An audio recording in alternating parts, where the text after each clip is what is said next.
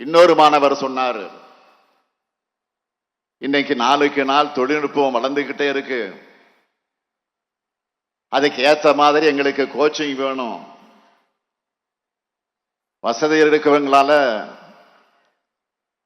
வெளியே நிறைய பணம் செலவு செஞ்சு கோச்சிங்ல ட்ரைனிங் சென்டருக்கு போய் படிக்க முடியும். ஆனா அந்த வாய்ப்பை அரசு கல்லூரி மாணவர்களுக்கு கட்டணம் இல்லாமல் வழங்குவது இந்த நான் முதல்வன் திட்டம். எங்க கனவுகளுக்கான வாசல்களை திறந்து விடுதையா என பூரிப்போடு சொன்னார். அதனால்தான் இந்த நான் முதல்வன் திட்டத்தை தொடங்கிய போது என்னோட கனவு திட்டம்னு சொன்னேன். இப்போ நம்மோட கனவுகள் நனவாக்குற திட்டமா மாறி இருக்கு. இத தேர்தல் அறிக்கையில சொல்லல.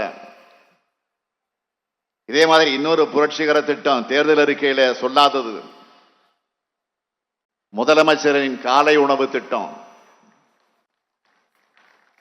அதுக்கும் நான் எதிர்கொண்ட அனுபவம் தான் காரணம். சென்னையில ஒரு பள்ளி நிகழ்ச்சிக்கு காலையில போயிருந்தேன். ஒரு குழந்தையை பார்த்து, என்னம்மா சாப்பிட்டீங்களா என்று யதார்த்தமா கேட்டேன். அதுக்கு அந்த குழந்தை, வீட்டில் அப்பா அம்மா வேலைக்கு போறாங்க, காலையில டிஃபன் செய்ய மாட்டாங்க, அதனால சாப்பிடலன்னு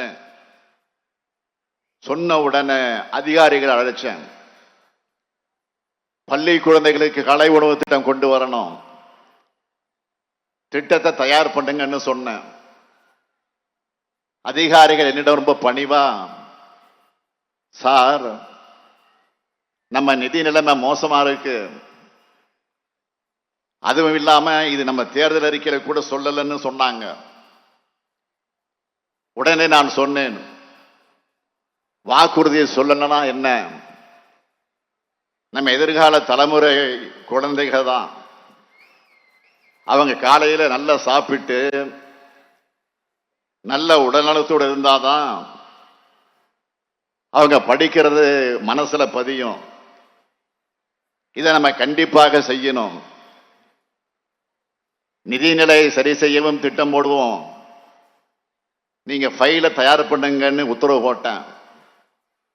அந்த ஃபைல்ல இந்த ஸ்டாலின் போட்ட கையெழுத்தால் இன்னைக்கு தமிழ்நாடு முழுக்க 16 லட்சம் குழந்தைங்க வயிறார காலை உணவு சாப்பிடுறாங்க. அடுத்த சாதனை திட்டம் கலைஞர் மகளிர் உரிமை திட்டம். தாய்மார்கள் இன்னைக்கு நமக்கு இவ்வளவு ஆதரவு தர காரணமான திட்டம். தொலைக்காட்சியில் சகோதரி ஒருவர் பேசின வீடியோவை சில நாட்களுக்கு முன்னாடி பார்த்தேன். அதுல அந்த சகோதரி சொல்றார், வீட்டில் அத்தனை வேலையும் செய்வோம், ஆனா வெளியில யாராவது எங்களை பத்தி வீட்டுக்காரர்கிட்ட கேட்டா அவர் நான் வீட்டில் சும்மா தான் இருக்கேன்னு சொல்லுவாரு. என்னதான் வேலை செஞ்சாலும் என்னோட சேமிப்பில ஒண்ணு இருக்காது, ஆத்திர அவசரத்துக்கு ₹1 இருக்காது, வீட்டுக்காரர்கிட்ட கேட்கவும் தோணாது.